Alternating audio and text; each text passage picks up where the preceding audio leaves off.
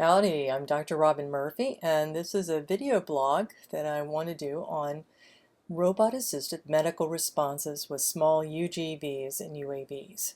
Most of the material I'm taking for this blog is taken from my book, Disaster Robotics.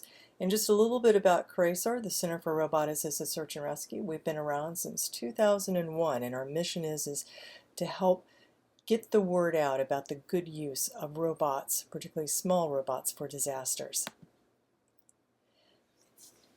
Medical responses really fall into two categories. One, there's the event is the medical disaster, and that you see with infectious diseases such as the Ebola epidemic that just happened in West Africa.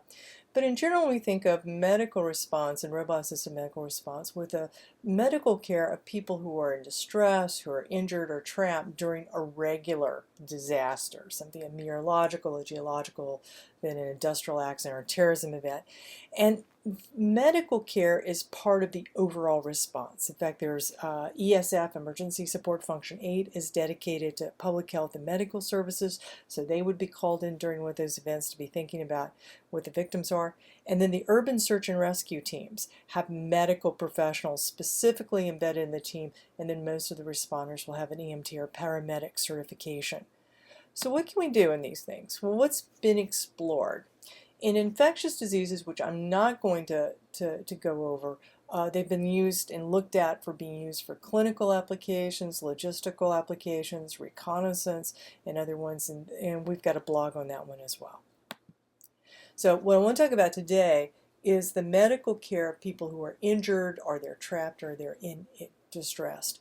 And those two functions or utilities have gone into two directions. One has been focused on victim management. They're injured, you found them, now what do you do with them? And then transporting them. What do you do? Can't grab them and go. Now, victim management is sometimes called in situ care or telemedicine. So if you look this up, you'll start seeing there's not a lot there, but if you do, it'll be under those categories as well. So in unmanned ground vehicles, our center has been working on this since 2001. Literally, as we drove up to the World Trade Center, starting on 9/11, it was like, oh, what do we do if we find somebody alive? And so we've called that our Survivor Buddy project, which has been ongoing. And really it's motivated by the fact that if you find somebody deep in the rubble with a robot, it's going to be a small robot, so it's not like a person can crawl in and get there. It's going to take 4 to 10 hours to extract them. What the heck are you going to do in those 4 to 10 hours with them? You can make contact with a patient, but now what can you do? And our idea was, the Survivor Buddy project, was to add to one of these small robots two-way audio and two-way video so that you could interact with the patient. And then get some interesting challenges of, can you be guaranteed to see the person? How would, as an engineer is driving the bottom of the robot, can the Survivor Buddy head stay focused on the person so it's not like, hey, I'm not really talking to you, I'm not making eye contact. And we found a lot of interesting issues just on the way people perceive robots with that.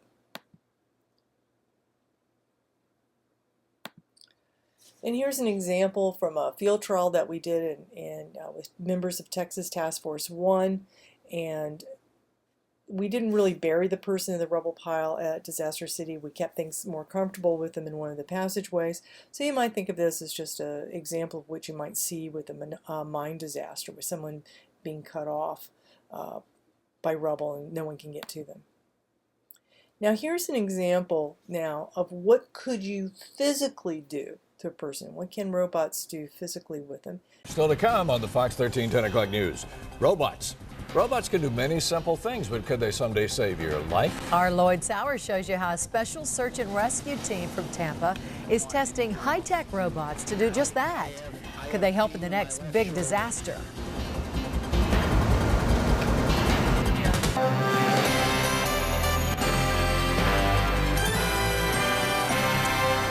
We've seen robots do a lot of things, explore Mars, vacuum rooms, even mow lawns. Yeah, but can they sell donuts, right?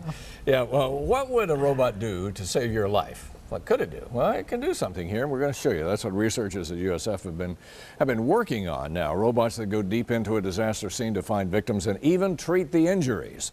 Fox 13's Lloyd Sowers is going to demonstrate how it would work. Robots to the rescue.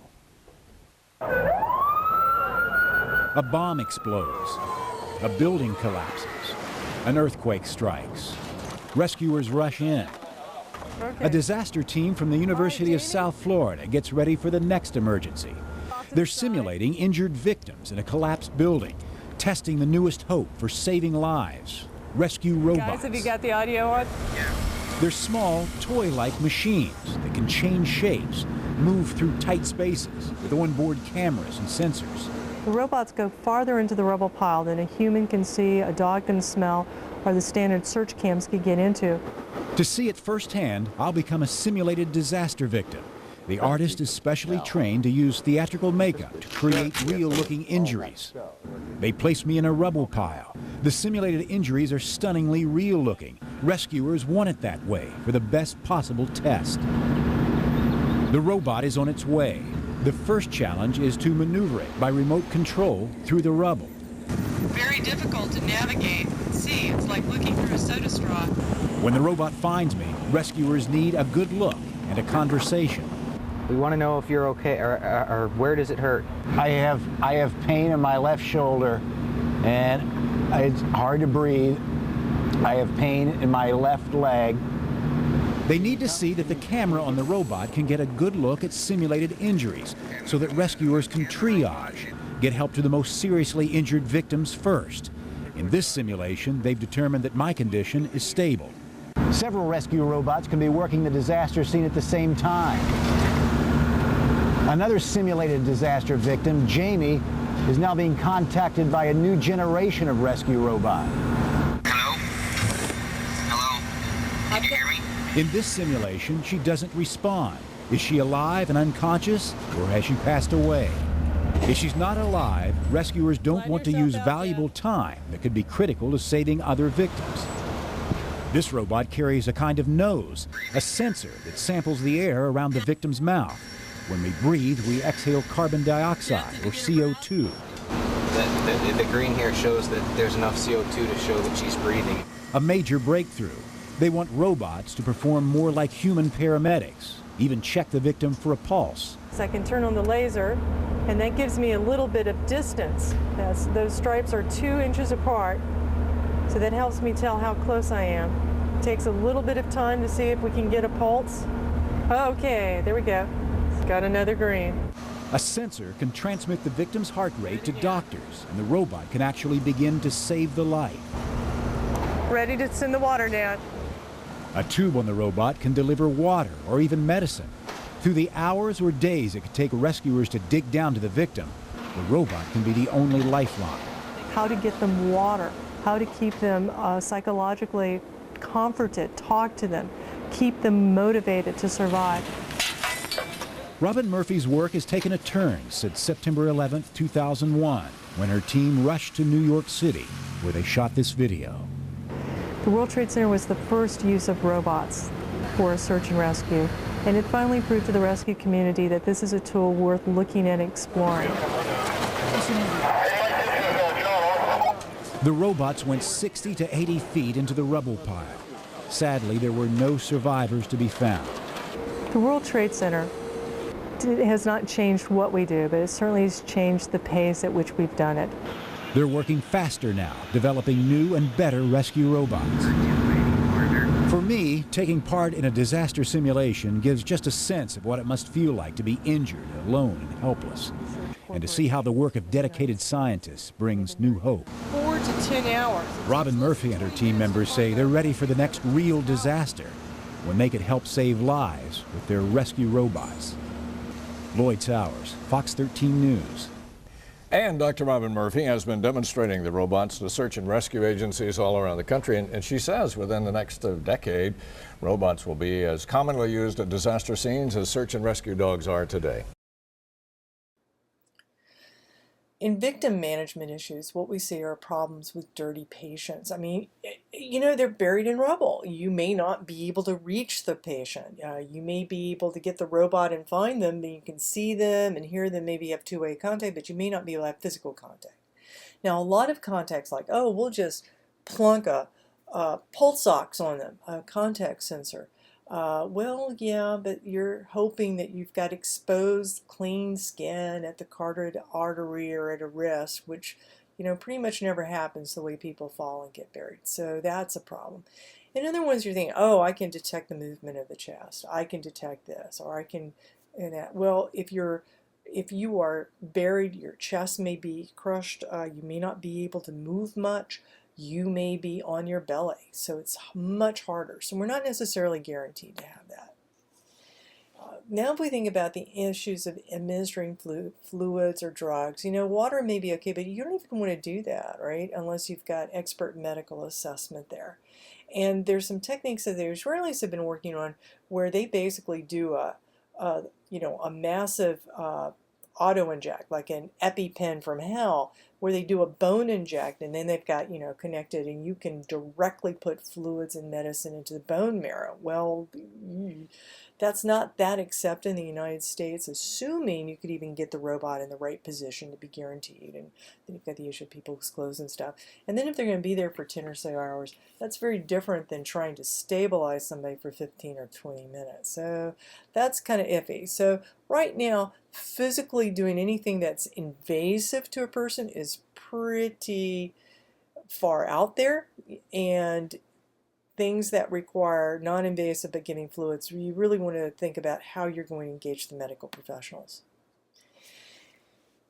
Now, another thing about victim management that's been coming up here recently is the use of UAVs. So can we have delivery drones? And we're certainly seeing lots of groups like Matternet looking at being able to take medicines to far off places.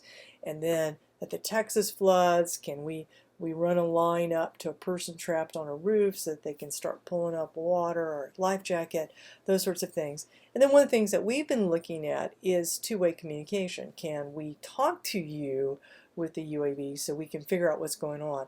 And then in particular with wilderness search and rescue and missing person is trying to assess the situation, because you're looking down at a person. It's kind of hard to tell what's wrong and what materials and supplies do they have. So the issues we have with victim management and drone delivery is, please remember, quadcopters can become unstable when you hang things off of them. So the more weight, it becomes kind of like a tail wagging the dog type of thing. People tend to let quadcopters get too close to them.